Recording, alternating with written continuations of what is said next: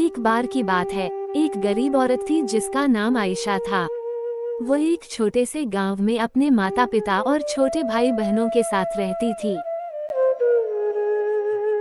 उसके पिता एक किसान थे, लेकिन खेत बहुत उपजाऊ नहीं था और वे अक्सर किसी तरह का गुजारा करते थे। आयशा एक बुद्धिमान और जिज्ञासु लड़की थी। वो अपने आसपास की दुनिया के बारे में जानना पसंद करती थी।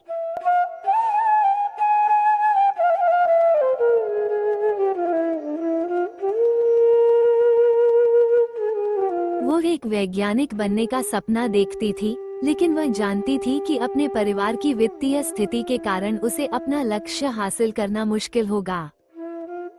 एक दिन आयशा के पिता बीमार पड़ गए।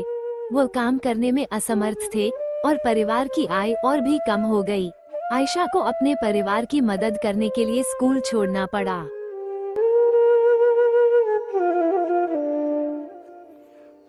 आयशा ने अपने परिवार का समर्थन करने के लिए कड़ी मेहनत की। उसने घरों की सफाई और खेतों में काम करने जैसे अजीब अजीब काम किए।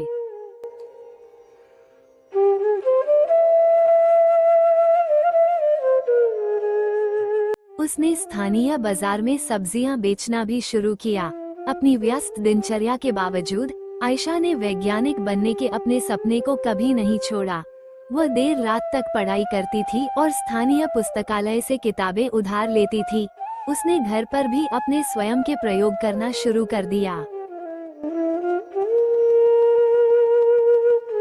कई सालों की कड़ी मेहनत और दृढ़ संकल्प के बाद आयशा ने आखिरकार अपने सपने को हासिल कर लिया। वो विश्वविद्यालय में दाखिला लिया और वैज्ञानिक बन गईं। उन्होंने विज्ञान के क्षेत्र में महत्वपूर्ण योगदान दिया।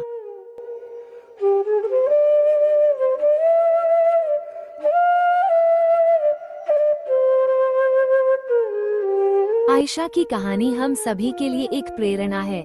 ये दिखाता है कि अगर हम अपने दिमाग में रखते हैं और अपने सपनों को कभी नहीं छोड़ते हैं तो कुछ भी संभव है। ये भी दिखाता है कि हमारे जुनून का पालन करना महत्वपूर्ण है, भले ही यह मुश्किल हो।